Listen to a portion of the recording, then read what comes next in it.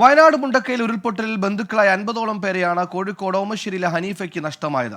ചിലരുടെ മൃതദേഹം കണ്ടെത്തിയപ്പോൾ മറ്റു ചിലർ കാണാമറയത്താണ്. വർഷങ്ങൾക്ക് മുമ്പ് ചൂരൽമലയിൽ നിന്ന് കോഴിക്കോട്ടേക്ക് മാറി താമസിച്ചതാണ് ഹനീഫയും കുടുംബവും. അഭിജിത്ത് മുഴക്കൊന്ന് തയ്യാറാക്കിയ റിപ്പോർട്ടിലേക്ക്.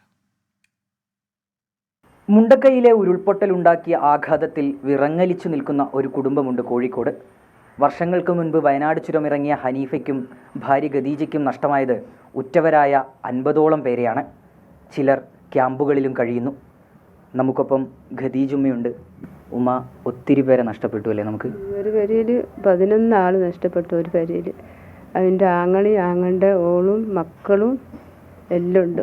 അവിടെ 11 ആളുണ്ടായിരുന്നു. ആ 11 ആളും നഷ്ടപ്പെട്ടു.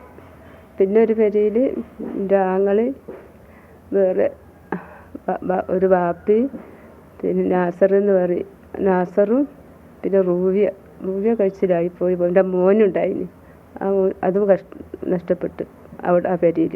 കുറേ പേര് ഈ ക്യാമ്പുകളിലൊക്കെ കഴിയുന്നുണ്ടോ? ക്യാമ്പുകൾ കഴിയുന്നുണ്ട്. വാടകയ്ക്ക് ഇപ്പോൾ ഒരു കൂട്ടർ മേപ്പാടി എവിടെ കാപ്പക്കൊല്ലി താമസിക്കുന്നുണ്ട് എന്ന് പറഞ്ഞിട്ട് അവിടെ ഇവിടെ എല്ലായിട്ട് അവിടെ ഒരു കൂട്ടർ അവിടെ ഇരിക്കും. ക്യാമ്പിലാണ് പിന്നെ എല്ലാവരൊക്കെ. ഉമ്മയും ഉപ്പയും വർഷങ്ങൾക്ക് മുമ്പ് ഇവിടത്തേക്ക് മാറിയതാണല്ലേ? ഇവിടത്തേക്ക് മാറിയതാണ്. ഞങ്ങൾ ഇങ്ങോട്ട് മാറിയതാണ്. മാറിയതിന് ശേഷം ഞങ്ങൾ അങ്ങോട്ടും വരും പോവുകയൊക്കെ ചെയ്യും. അവരെന്നെ കാര്യമായിട്ടില്ലത് ഞങ്ങൾക്കില്ലത്. മക്കളൊക്കെ ഞങ്ങൾക്കില്ലത്. ഏട്ടൻ്റെ മക്കളും ഉമ്മാൻ്റെ മക്കളും എല്ലാം അവരെന്നെ ഞങ്ങളെ നോക്കലൊക്കെ. ഏട്ടൻ്റെ മക്കൾ, ബാപ്പൻ്റെ ഏട്ടൻ്റെ അപ്പൊക്കെ പറയാൻ കഴിയൂല, അവിടെ കിടക്കുകയാണ്. ഏട്ടൻ്റെ മക്കൾ ഒരു കുടുംബത്തിൽ സുലിമുവിൻ്റെ ഭർത്താവ്, 2 മക്കൾ, മക്കൾ അവിടെ നഷ്ടപ്പെട്ടു.